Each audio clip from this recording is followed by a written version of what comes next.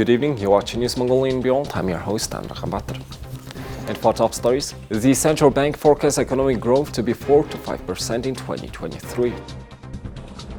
Oyu Tolgoi announced its third quarter 2022 production results. The United States ambassador to Mongolia was received by the Deputy Minister of Foreign Affairs. And for the news, stay tuned.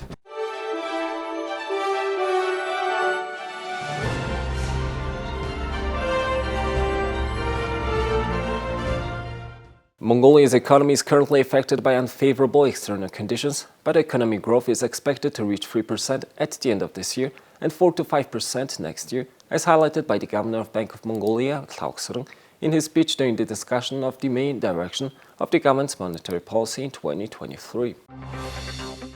According to the Bank of Mongolia, the inflation is at 13.2% and the government of Mongolia is pursuing a policy to stabilize it at a single digit in 2023. Economic recovery is observed in sectors other than mining, construction and transport logistics, but since the beginning of the year, the inflow of foreign currency has slowed down, the balance of payments has deteriorated, and exports cannot be carried to their full extent. Currently, there is a difference of $2.3 to $2.5 billion between the statistics of the Customs General Administration and the flow of foreign exchange coming through the bank. In addition, some attention is needed towards the macroeconomic policy in the coming year and to improve the level of industrial development in the medium and long term. Specifically, Mongolia exports 7,000 of the 10,000 tons of coal to Kashmir annually, and the remaining 3,000 tons are made into products. Mining products account for 93% of foreign trade, and other industrial sectors account for just 6%. As a result of policies dominated by the mining sector, the economy will become too much dependent on one sector.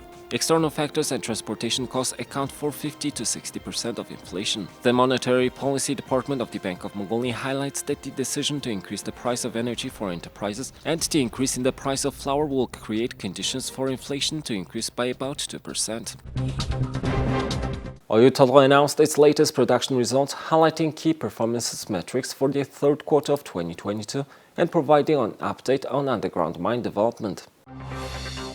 Mined copper products from the open pit was 13% lower than in the third quarter of 2021 due to lower copper grades and recoveries as a result of plant mine sequencing. Mined copper was 19% higher than the prior quarter, with higher milled ore and slightly higher copper grades. Gold grades were significantly lower than the third of the prior year, 0.22% versus 0.63% due to the mine planning sequence. According to Oyu Tolgoi, the business achieved solid performance over the third quarter of the year, keeping the production and financial targets on track despite cost pressure and driving momentum in the underground project. Following the Oyu Tolgoi board's approval of a $50 million 5-year funding program to support the long-term sustainable development of Hambok-tsum, the Oyu Tolgoi Catalyst Fund for Hambok development was established in September. The Oyu Tolgoi Catalyst Fund is a registered and independent non-profit legal entity. Its purpose is to support and facilitate the development of Hambok-tsum's evolution into a sustainable town with a safe and family-oriented atmosphere and improve the local community's well-being and quality of life. In 2022, the company paid $237 million or 716.8 billion MNT to the government of Mongolia in taxes, fees and other payments. Since 2010, Oyu Tolgoi has paid $3.81 billion or 8.6 trillion MNT in taxes, fees and other payments, including VAT to Mongolia suppliers. Now let's take a look at Mongolia's current affairs. The Deputy Minister of Foreign Affairs, Mukjin, received and met the new ambassador of the United States to Mongolia, Mr. Buangan.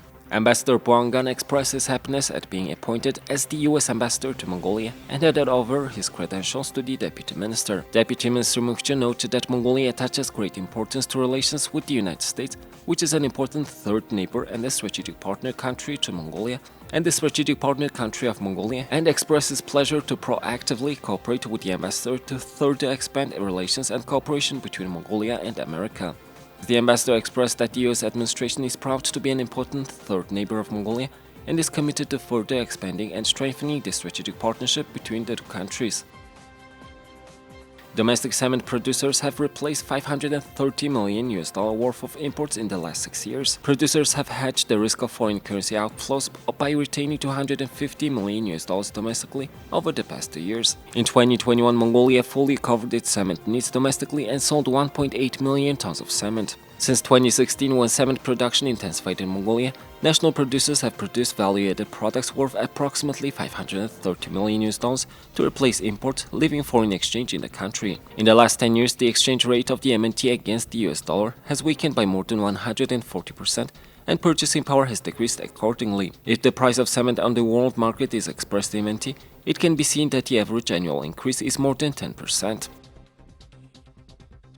The 7th annual meeting of the Asian Infrastructure Investment Bank was held online on October 26, 2022, and was chaired by the Minister of Finance of Mongolia, Mr. Jahlo. In this year's meeting, Mongolia participated in the Board of Directors meeting for the first time, and it is one of the first 50 founding countries of the bank. AIIB is a major international financial institution in Asia that works to solve the problems of capital and financial resources facing the infrastructure sector of Asian countries and to promote the development of the region. At the 7th annual meeting, finance ministers and central banks governors of 41 member countries and representatives of a further 93 countries participated as the observers and exchanged opinions on the current macroeconomic situation and the difficulties faced after the pandemic. Thank you for staying with us. Now let's take a look at the currency exchange rates provided by Mongol Bank.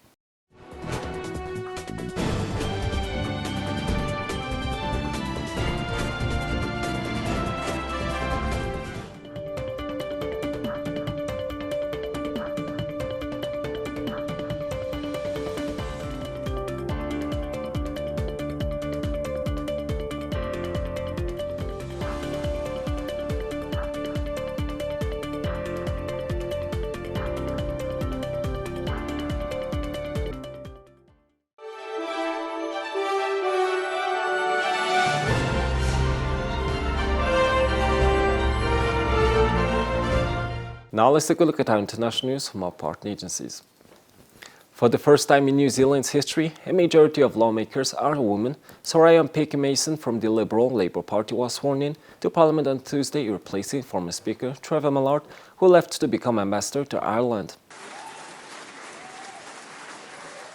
With the resignation of another male lawmaker, it has tipped the balance in Parliament with 260 women and 59 men. The milestone places New Zealand among a half-dozen nations in the world that this year can claim at least 50% female representation in the Parliament, according to the Inter-Parliamentary Union. Other nations include Cuba, Mexico, Nicaragua, Rwanda, and the United Arab Emirates. Globally, about 26 of lawmakers are women, according to the Union. New Zealand has a history of strong female representation. In 1893, it became the first nation to allow women to vote. Current Prime Minister Jacinda Ardern is the nation's third female leader, and women currently also hold a number of other top roles, including Chief Justice of New Zealand's Supreme Court and Governor-General. It has taken a while, but we should celebrate the milestones as we achieve them, because it's much harder to turn the clock back. Well, I'm just really pleased that my daughters are growing up in a country where women being equally represented in public life is just normal. That's a great thing. About blimmin' time. The Green Party has had far more than 50-50. I think at the moment we're at 70% female with men. So it's about time. It's about understanding the equal role of women in our society. We've still got a long way to go.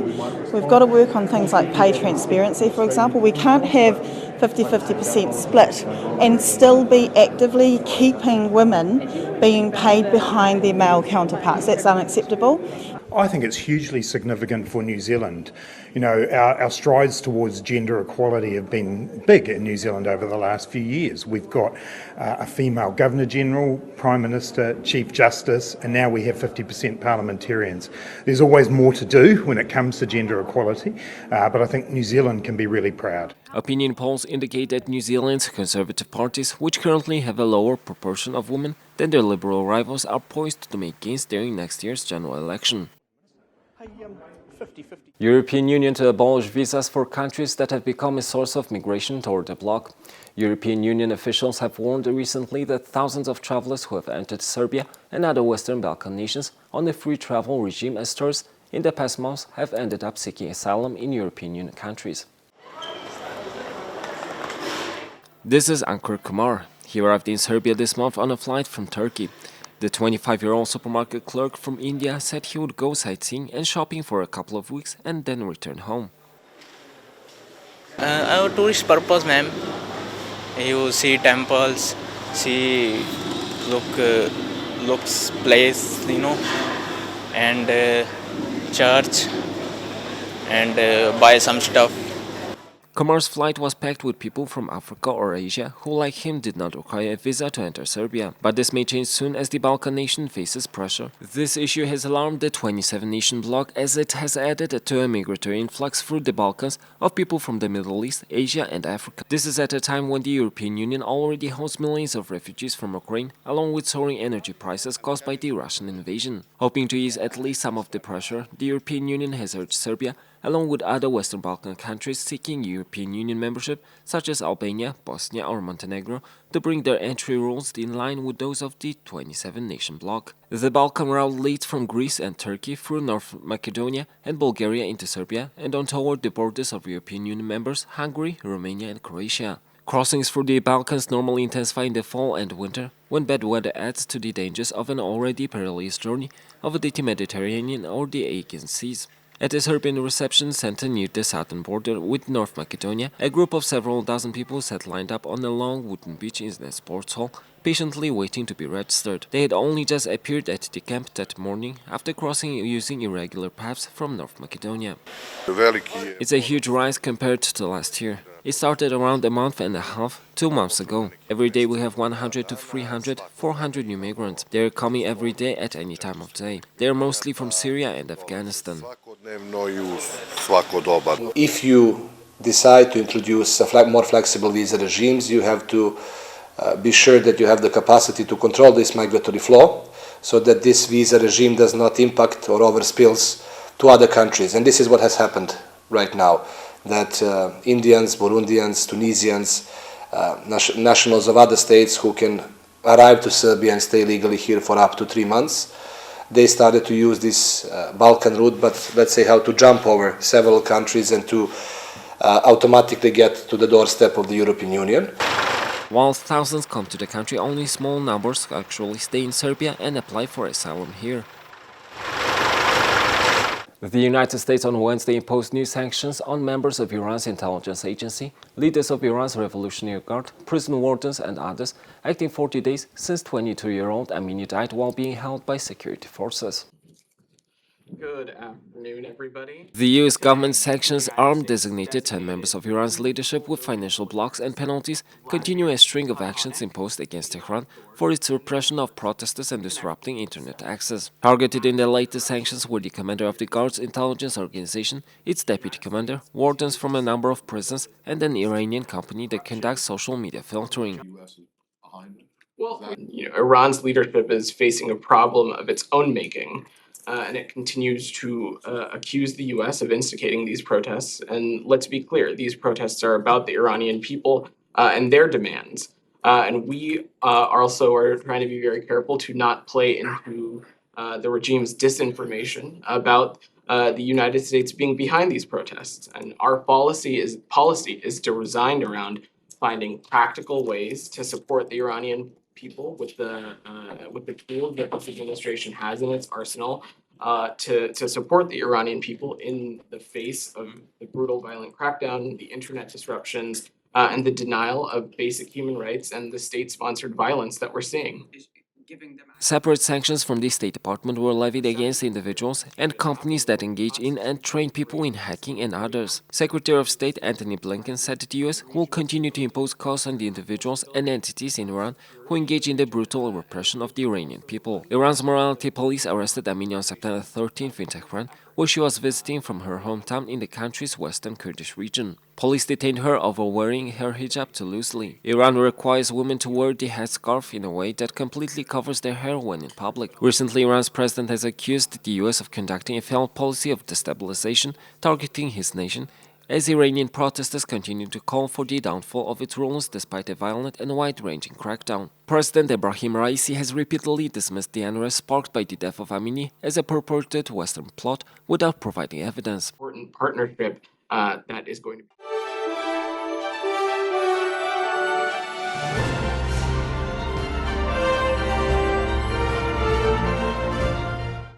Now let's take a look at our regular feature on sports. Tokyo Olympic surfing silver medalist Kando Igarashi says he feels a different kind of pressure as one of the favorites to win the gold at Paris 2024. Igarashi told the press conference in Tokyo on Thursday that he knows he now has a target on his back after his Tokyo Olympic success, but welcomes the pressure as he looks to win the gold medal in 2024. The Japanese-American star booked his spot in the Paris Olympic field after winning gold at the ICA World Surfing Games last month on his home waters of Huntington Beach, California. And yeah, I feel like I finally came off the pressure of Tokyo. And then now here we go again. I just started this new wave of pressure. I was saying it earlier, but it's a different kind of pressure that I have now. It's that kind of, the first time jitters are over, and now it's more like, okay, now we're looking for medals here and we're looking for gold.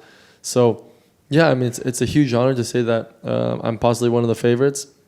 It's a giant honor, and I just want to, I guess, do my part and control what I can control, and doing my part and getting ready and keeping healthy, and then the rest is up to the universe to see if it's going to be my day or not.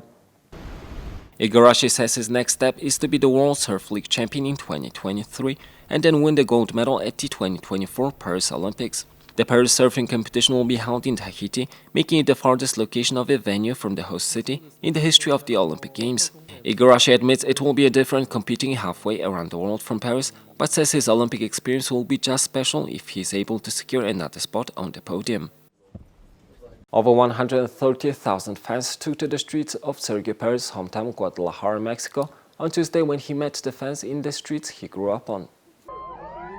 It was a homecoming for Perez as he became the first Mexican to win the World Constructors Championship on Sunday with Oracle Red Bull Racing. Perez treated the crowd to donuts and burnouts as he showcased the power of the RP7 V8 engine on a challenging track. Yeah, I mean, a lot of people that is here, has been here since 2 o'clock in the morning from last night, camping and stuff. And I know that most of these people will never get an opportunity to come to a Grand Prix, So to be able to bring it close to them, it's super, super special for me. Checo goes into this weekend's Mexican Grand Prix hoping to become the first Mexican to win their home race to reclaim second in the Drivers' Championship with 2 races to go. Perez won the Monaco and Singapore Grand Prix earlier this season. Here's the weather forecast of world's major cities.